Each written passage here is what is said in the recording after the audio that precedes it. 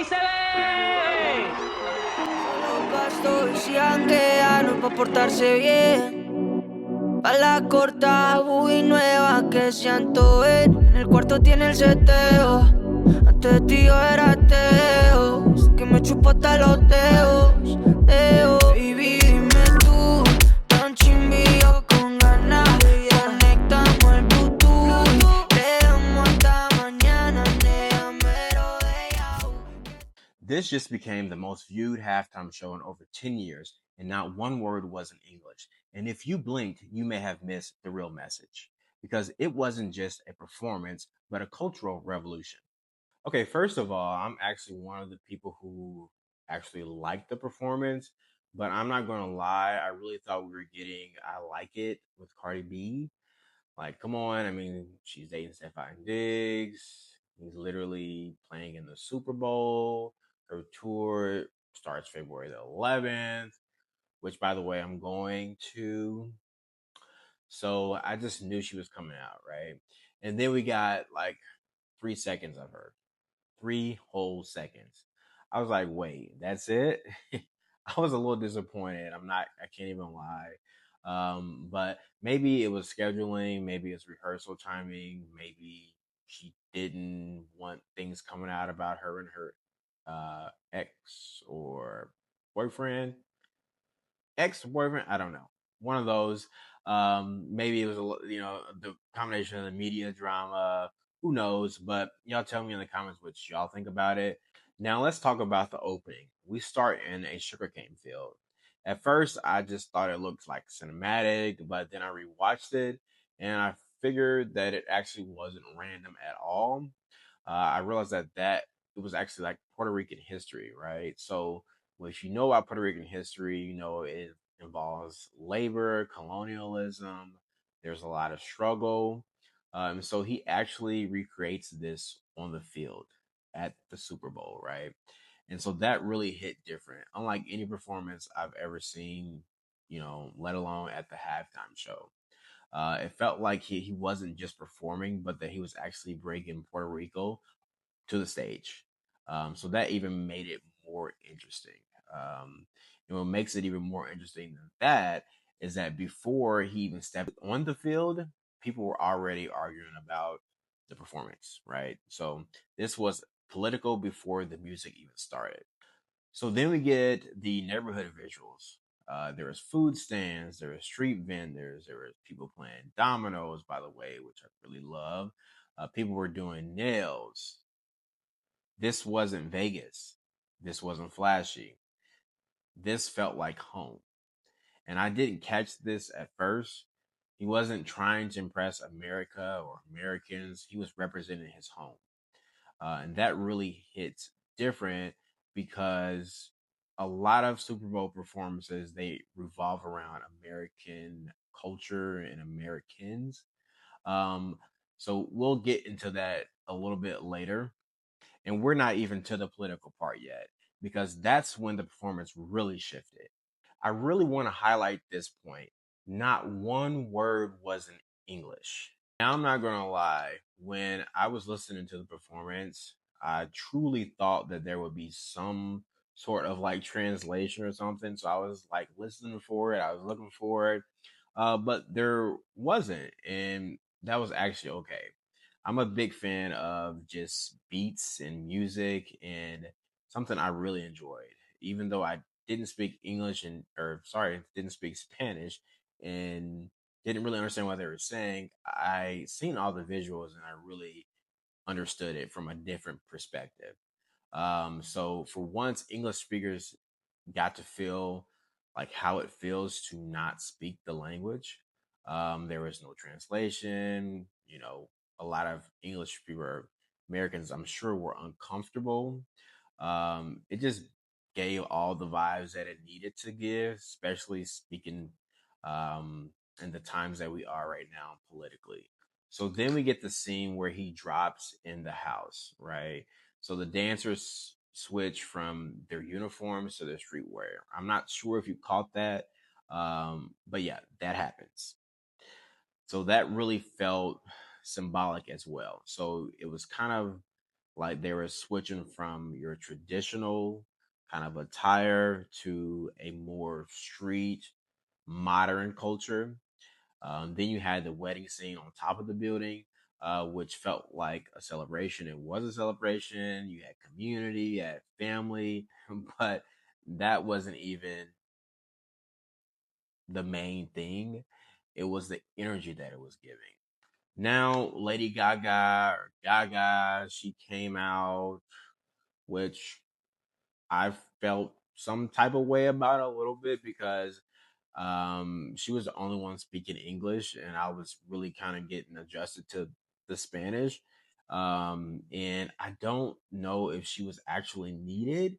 I did feel like her and Bad Bunny were kind of vibing, but I did feel like it was a little bit random. Couldn't we have gotten some other Spanish speaking woman to perform? But maybe that was kind of the crossover or the negotiation that happened. Maybe we had some English. I'm not too sure, but that really felt random to me.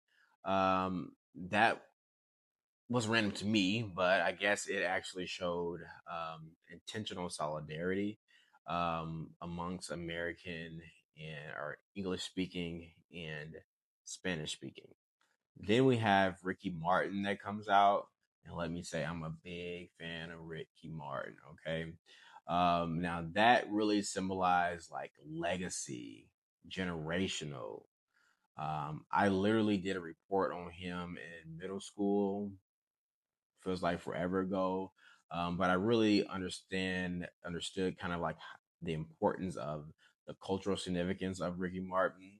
And actually, I do remember reading something about Bad Bunny and Ricky Martin doing a protest together. So having him there, I think, really kind of highlighted the fact that this was not just a performance, but this was actually something that had political and cultural significance to it. And I have to admit, when I'd seen a Bad Bunny climb those poles, or I think there might have been telephone poles, I was like, "Sir, please do not fall." He had no safety harnesses on, but it was just giving vibes. I did find out later that he was refusing to wear any safety gear. So I don't know. Maybe he wanted to kind of give that look, or I don't know. So then we had a scene where we had all the flags. We had tons of different Latin countries. We had Jamaica. We had Haiti. We had Cuba. Just a ton of different Latin countries. I could have done without the American flag, honestly, but I understood it. Kind of that. What I got from it is that all of these countries, these cultures are a part of American history. So it felt like we're here, we belong, and we're part of this too. Now, this is something I didn't catch until later. When he came out with the Puerto Rican flag, it wasn't the darker blue triangle, it was a lighter blue version. And that lighter blue flag actually symbolizes Puerto Rican independence. That was very subtle, but I have to admit, that was pretty unique. Now I want to talk about the political kind of theme and surrounding this performance. Now, a lot of people don't want to talk about it. I don't know why. But this performance, which I think is what makes it so symbolic and so important, is that it happened around a time where immigration and deportation are major topics. I mean, you hear about it pretty much all the time on the news and just in social media in general. And I think it's really cool because the Super Bowl is one of America's largest stages, right? Millions of people watch it. So I think for this performance, over 135 million people watched this performance. And for it to fully be in Spanish, that was a very bold move. And I'm sure we know by now that Trump didn't attend the Super Bowl performance. There was a lot of speculation as to why he didn't attend. You know, there was some news from the White House with Caroline Levitt, some statements that she made about Super Bowl or why President Trump would not be attending the Super Bowl. We know that Trump even questioned why did they pick Bad Bunny, and the White House leaned into kind of that framing of, hey, we're going to do an alternate show. So I thought that was actually pretty disgusting. And the press secretary for the White House even said that Trump would much prefer Kid Rock. So that is kind of the alternative Super Bowl halftime performance. Um, so it got pretty heated as far as that on the political level. But here's what's interesting: Bad Bunny didn't come out screaming politics. He celebrated culture, and somehow that even came out louder than the political side of it.